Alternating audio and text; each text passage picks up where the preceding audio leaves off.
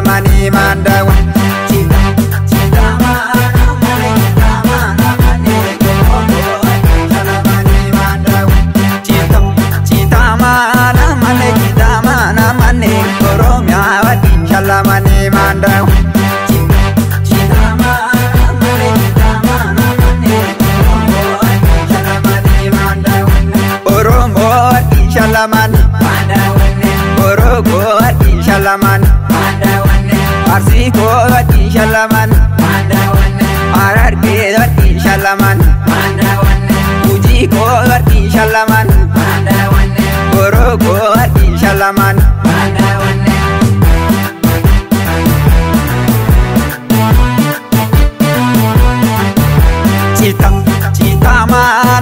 Cita mana mane sabago wadi shalamani mandawa.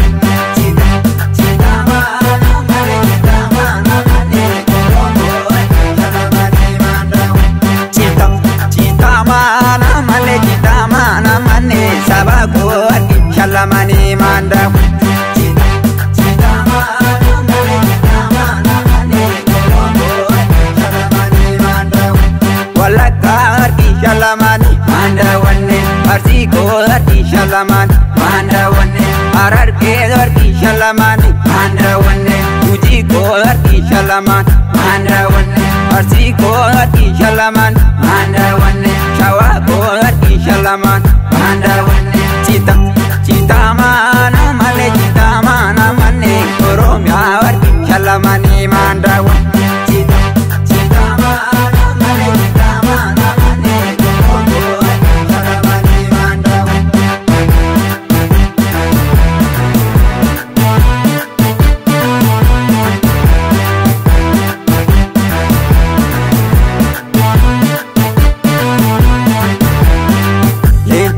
Leenci maaf daggala ciisa.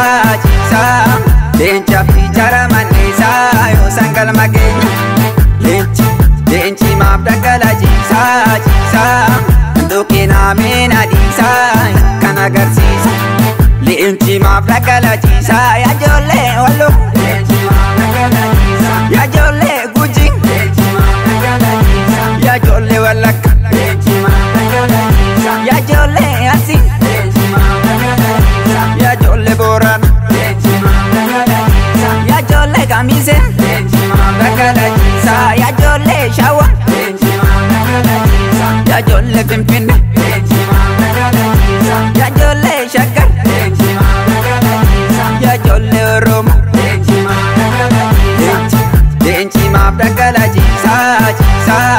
Leenci abdii jara manneesa yoo sangalma keenya.